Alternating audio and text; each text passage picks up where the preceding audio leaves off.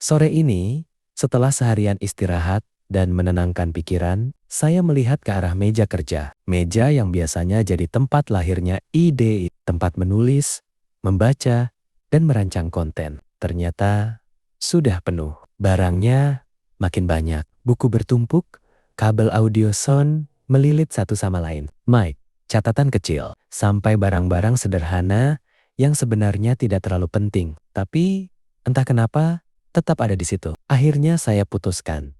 Sore ini waktunya beres-beres. Saya mulai dari buku-buku. Satu persatu saya susun kembali. Ada buku yang sudah selesai dibaca, ada yang masih diberi tanda halaman terakhir. Saat menyusunnya, saya sadar setiap buku itu menyimpan proses belajar, proses bertumbuh. Dan meja yang rapi membuat ilmu itu terasa lebih siap untuk dipelajari lagi. Lalu pindah ke peralatan audio sound. Mic saya bersihkan, kabel-kabel saya rapikan. Kadang kita ingin kualitas hidup lebih baik. Tapi hal kecil seperti merawat alat saja sering kita tunda. Padahal dari hal kecil itulah profesionalisme dibangun. Dari meja yang rapi, dari alat yang siap pakai, dari niat yang diperbarui. Kemudian barang-barang kecil di atas meja kertas catatan. Pena, charger, bahkan benda yang mungkin sudah tidak terpakai. Saya sortir satu persatu. Ternyata semakin hari,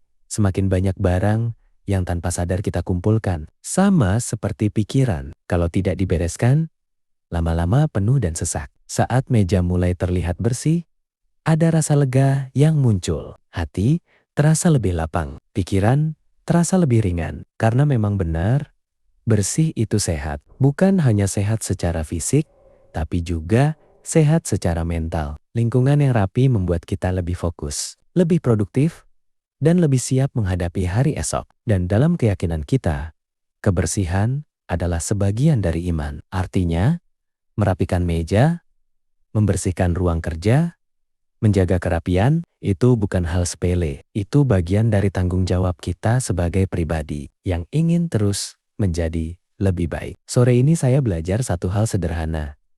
Sebelum merapikan rencana besar, rapikan dulu meja kerja. Sebelum memperbaiki hal besar dalam hidup, perbaiki dulu hal-hal kecil yang ada di sekitar kita. Karena dari meja yang bersih, lahir pikiran yang jernih. Dari pikiran yang jernih, lahir tindakan yang terarah. Dan dari tindakan yang terarah, insya Allah, lahir hasil yang berkah. Semoga sore ini bukan hanya tentang beres-beres meja, tapi juga beres-beres hati dan pikiran.